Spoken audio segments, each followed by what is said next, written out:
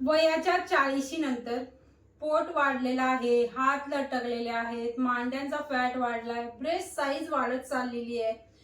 तर बघा माझ्या यूट्यूब फॅमिलीच्या मैत्रिणींनो, जर तुम्ही आज 40 ओलांडलेली आहे ना, तर तुम्हाला बारीक होणंच महत्वाचं नाहीये. तुम्हाला म्हणजे सुंदर दिसणं हे खूप महत्वाचं आहे. पोट आतमध्ये जाणं हे पण महत्वाचं आहे. पण त्याच्या व्यतिरिक्त अजून जास्त महत्वाचं आहे की तुमची हेल्थ, तुमची चांगली राहणं खूप महत्वाचं आहे. जर तुम्ही आतून फिट राहाल, ठीक आहे, तर बिमाऱ्या तुमच्यापर्यंत पोहोचणार नाहीत. हे बघा पहिले. तर त्या कशासाठी, आज जर काही बिमारी लागली तर ती कायमस्वरूपी राहणार, मरेपर्यंत राहणार, म्हणून लागून द्यायची नाही. तर त्याच्यासाठी काय करायचं, स्वतःसाठी वेळ काढायचा. स्वतःसाठी वेळ काढणं म्हणजे काय, असं नाही की दिवसभर मी माझ्यासाठी जगते, असं नसतं. 24 तासातून तुम्हाला 1 तास स्वतःसाठी काढणं काही जास्त अवघड नाहीये. तर काय करायचंय, त्या 1 तासामध्ये तुम्हाला काही असे सोप्या सोप्या योगासनं करायचे. हे योगासनं करून तुम्हाला तुमचा पोटाचा घेर कमी झालेला दिसेल, तुम्हाला बॉडी हलकी झालेली वाटेल, तुम्हाला म्हणजे तुम्ही आज सुस्त आळसपणा तुमच्यामध्ये जळलेला आहे तो तुम्हाला कमी झालेला वाटेल. अशा छोट्या छोट्या गोष्टी तुम्ही स्वतःने नोटीस करणार. फक्त वेळ काढणं महत्वाचं आहे.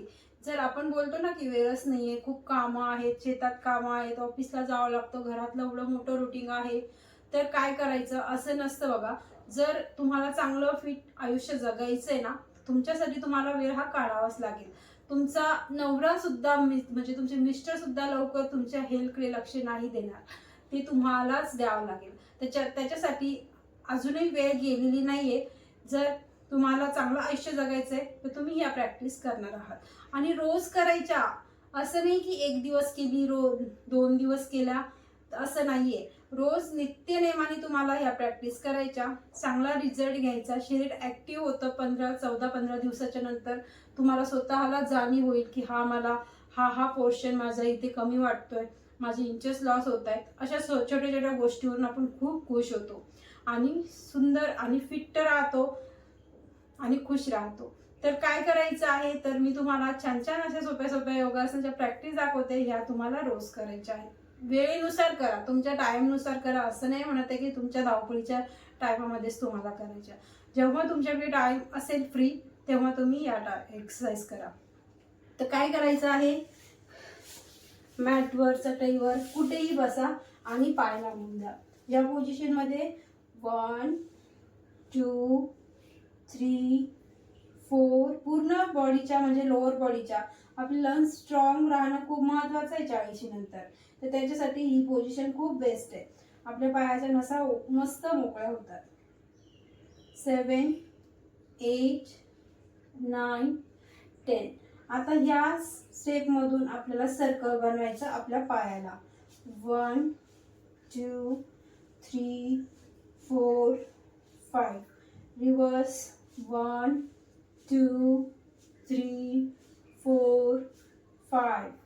पायामध्ये हलकंसं अंतर करून मागे न्यायचं पायाला आणि पुढे आणायचं. 1 2 3 4 5. साईडला समोर, साईडला न्यायचं, समोर आणायचं. 7 8 9 10. 3 प्रॅक्टिस सोप्या सोप्या झाल्या. 20 चे काउंट करा.